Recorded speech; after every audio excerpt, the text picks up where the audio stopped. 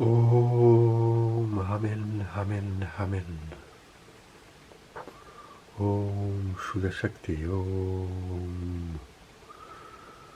Om Durga Kali Shiva.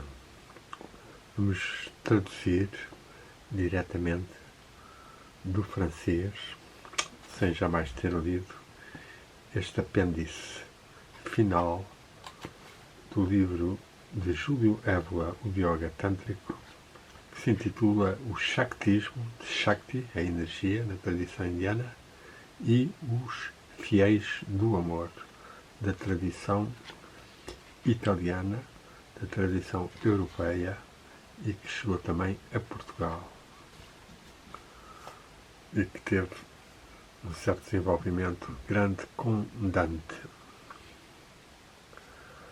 Há aspectos do Shaktismo hindu, particularmente no domínio das evocações, que encontram certas correspondências no aspecto interno, esotérico, de certos movimentos europeus medievais, como aqueles dos fiéis do amor, do qual Dante Alighieri fez parte. Não será, talvez, desinteressante dar uma breve vista das suas correspondências, ou destas correspondências? Nós, na obra da Metafísica do Sexo, tratamos das experiências iniciáticas dos fiéis do amor, obra à qual nós remetemos o leitor. O papel que desempenhou a mulher na literatura dos cavaleiros e dos trovadores, nas cortes de amor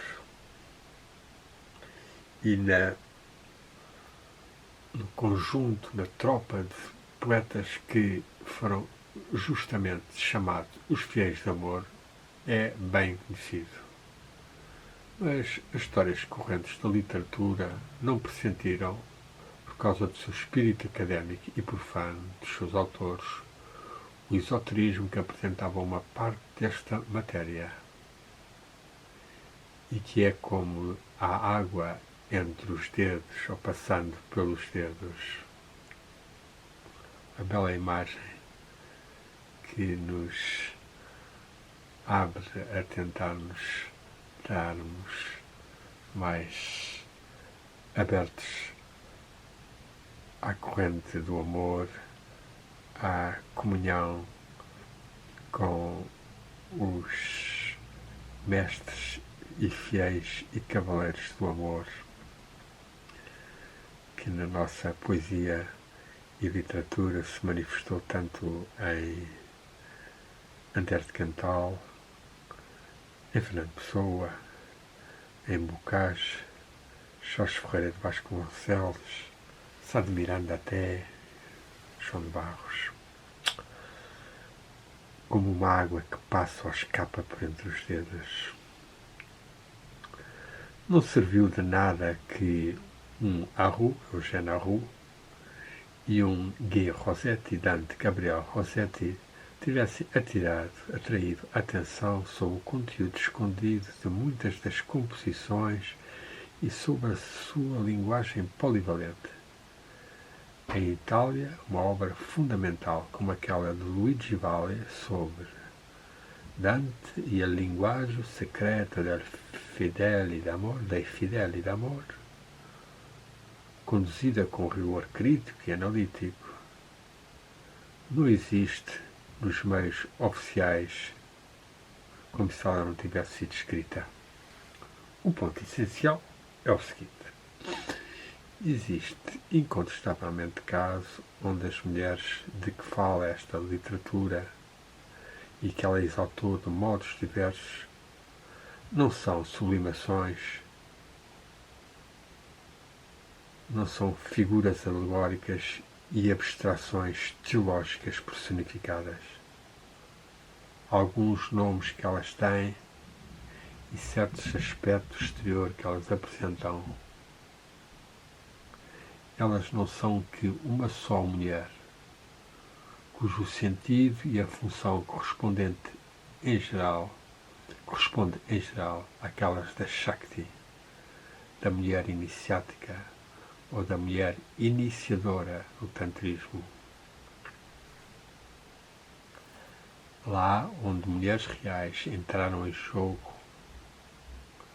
elas não entraram que na medida que elas encarnaram esta mulher concebida como o princípio de uma iluminação, entre parênteses, a santa sabedoria, Ágia Sofia, anotamos nós, tão trabalhada na tradição russa, Soloviev, Berdyaev, Volkalov, Florensky, e que chega até aos nossos dias e ainda toca ao leve em alguns seres políticos que reconhecem esta tradição e que hoje em dia fazem uma grande luta para vencer a hidra imperialista e transglobalista e transgênerica que tenta destruir os valores tradicionais e espirituais da tradição perene da Santa Sofia.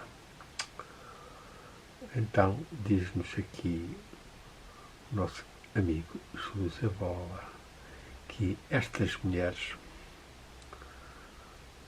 valem, na medida em que encarnaram essa mulher concebida como princípio de iluminação, a Santa Sofia, uma vivificação transcendente, veja-se, de uma imortalização dos fiéis, do fiel do amor,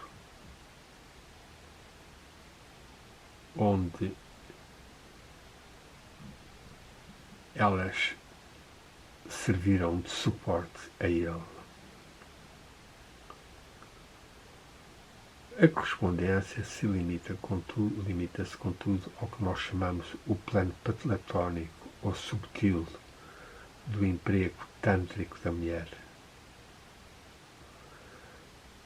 Não aparece que se tenha ido para além nos meios ocidentais em questão e que a mulher tenha servido também ao nível do Pancha Tattva tântrico. Pancha, 5 tattvas são os elementos tântricos, onde se teria unido ao seu corpo shaktizado, uma belíssima expressão de Júlio Vela, quando nós conseguimos, na relação com a mulher, pela invocação da Santa Sofia e da sagrada energia iniciadora e transfiguradora, que essa mulher se torne uma possuidora de um corpo de luz, de um corpo shaktizado, de um corpo de glória. E onde se teria evocado nessa prática ritualística e unitiva com os 5 elementos, terra, água, ar, fogo, terra, éter, teria-se evocado e despertado a mulher absoluta no corpo de uma mulher particular. Isto é fundamental e faz parte da tradição espiritual dos Cavaleiros de Amor em Portugal, conseguir na mulher normal, humana, portuguesa, conseguir despertar nela, ver nela, sentir nela e ela própria consciencializar-se da sua dimensão de santa sabedoria, de mulher absoluta, de Shakti, de deusa, se nós quisermos ainda. É esta a grande correspondência no plano físico da divindade criadora enquanto masculina e feminina. Mas avancemos com Júlio Evola. O primeiro aspecto a sublinhar é que os aspectos mais significativos desta literatura, do nosso ponto de vista, Um deles, o amor, tem um duplo sentido. O primeiro está em relação com a imortalidade, com o elemento sem morte. É ele que exprime de facção, de modo explícito, Tiago de Béziers, Jacques de Béziers, por exemplo, quando ele interpreta amor como amor. Ou seja, exatamente sem morte, de tal modo que ele faz rigorosamente corresponder amor a Amrita, ao não morto. Amrita é uma palavra sânscrita que significa a ambrosa, a imortalidade também. E que nós lemos muitas vezes nos textos hindus. Ou seja, aqui expliquemos o amor sentido intimamente na comunhão entre os dois seres num nível de união espiritual e de comunhão de Shiva Shakti, como vemos nesta bela pintura tântrica, adquire uma dimensão de corpo Shaktico, de corpo de glória, pelo qual a morte desaparece. O amor é sem morte, é imortal e é Ananda, ou Amrita, delicioso. O segundo sentido leva-nos ou relaciona-se com o transporte que a mulher suscita no homem. Transporte que se considera que tem efeitos extáticos e conduzem à experiência da sem-morte, à obtenção da salvação. E nesta palavra salvação podemos ver o equivalente da palavra libertação indiana, por exemplo, a palavra Kaivalya. Acontece, ou chega-se em relação com o primeiro sentido, que na literatura dos fiéis do amor, o amor personificado é apresentado com traços shivaicos ou shivaístas. Ele separa-se nítida e claramente das imagens doces e estereotipadas dos cupidos e dos amores. Isto também em Dante. Não só Dante chama ao amor, na Vita Nova 2:22, o glorioso Ser, o glorioso Senhor, mas eis as palavras que ele coloca sob os seus lábios. Ego tanquam centro circulum, cui simile modo siabent circonferent tie partes, tu non sic. Ou seja, o amor possui em si próprio, em direção àquele que não é como um homem, a centralidade, e representa aquilo que é central em relação a si mesmo. Oferece os caracteres de estabilidade e de imutabilidade que são atribuídos no tantrismo ao princípio shivaísta em relação ao masculino, em relação ao princípio shaktico ao feminino. Shiva é como centro-círculo, é como centro do círculo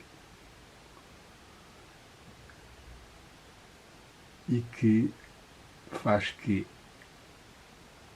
a mulher seja aqui a circunferência, as partes da circunferência, o aspecto de dinamismo que a energia ou Shakti representa. Assim, o amor aparece a toda a natureza perecível e que passa, ou que foge, como algo que terrifica. suscita um certo estremecimento por causa precisamente da sua centralidade e da sua transcendência. O amor envia a mulher, oferece a mulher para a experiência iniciática, mas justamente como algo de perigoso, como algo que importa quase como a prova da morte, pois não há senão a escolha de quem entra, desperta, ou então ser tocado, abatido, atingido de um modo letífero. É por isso que o amor diz: foge se te assustas com o parecer. Ou diz ainda Dante em 1:13: o amor apareceu-me subitamente e a sua essência é tal que contemplá-la encheu-me de tremor, de horror. Uma visão, o amor apresenta sob os traços de um senhor de aspecto terrível, que é o mestre interior. Ego dominos tu. Eu sou o teu senhor. Em Antero Cantal, comento eu agora, encontramos por vezes estes aspectos. E é interessante imaginarmos, considerarmos até que ponto é que ele poderá ter sentido, a dado momento da sua vida, esta intensidade do amor em si mesmo, tanto mais que não o conseguiu encontrar depois numa mulher com quem vivesse mais tempo, tendo, portanto, apenas algumas relações passageiras e mais juvenis, platónicas, e que seguraram. Mas os seus poemas Mor, Amor, ou mesmo ao gênio que o persegue, ao mestre que o percebe, que tanto gosta como odeia, é algo que pode ser um reflexo desta experiência do amor. Depois continua Dante: nos seus braços parecia-me ver uma pessoa dormir nua, envolvida simplesmente, pareceu-me, num véu ligeiramente sanguíneo. E eu soube que ela era a dama da salvação, que tinha-se dignado a saudar-me o dia precedente. E ela parecia que tinha numa das suas mãos uma coisa que ardia inteiramente. E pareceu-me que ela me disse estas palavras: Vide cortum, vê o teu coração. Vita Nova 1:3. A salvação da mulher na literatura dos fiéis de amor tem um sentido escondido, baseado sob a anfibologia dos termos salvação e saúde. E numa nota, Évola escreve: a mesma anfibologia existe no francês salut e no alemão Heit, quando este último, o simbolismo dos Messengers, os fiéis do amor alemães, é significativo, onde Heil, a saúde, é considerada como o filho da mulher, de Vruv Saheld, ou seja, como engendrado por ela. Há aqui um apelo à contemplação do coração, até conseguirmos ver esse amor primordial que está no mais profundo dele e que por vezes nos pode assustar. Ora, que não espera jamais ter por companhia. A mulher, Beatriz, diz que esse não merece a saúde, ou seja, que ele não merece a salvação, a libertação. A mulher que saúda é a mulher que dá a salvação, ou por melhor dizer, que suscita uma crise, uma experiência de onde pode brotar a salvação. É assim que Dante pode falar dos efeitos da salvação que ultrapassam muitas vezes as suas forças, mas já, no fundo, a visão da mulher agita neste sentido. Vê-la é como morrer. Dante disse a este propósito: eu pousei os pés nesta parte da vida ou para além da qual não se pode avançar se uma pessoa tem a intenção de voltar atrás. 1,14 e mais claramente ainda na Vita Nova 2,19. Quem é capaz de sustentar a sua visão, a sua vista, tornar-se-á coisa nova ou morrerá.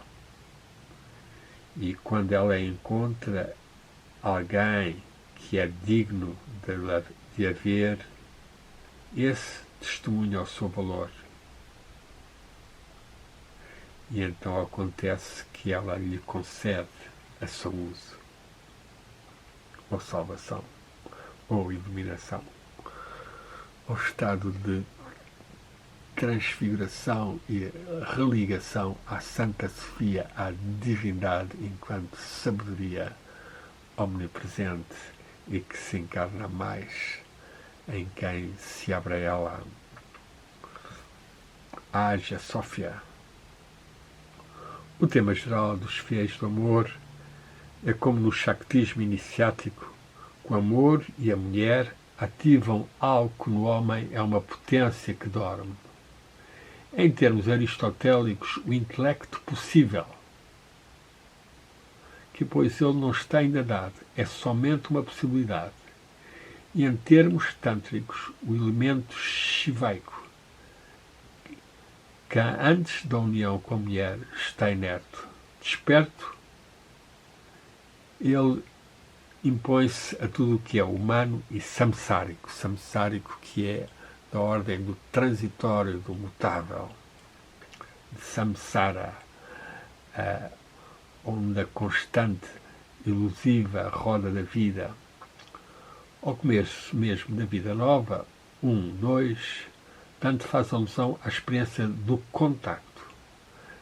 Dante fala justamente da aparição da gloriosa dama do meu espírito, que foi nomeada Beatriz por muitos, que não a sabiam nomear de outro modo.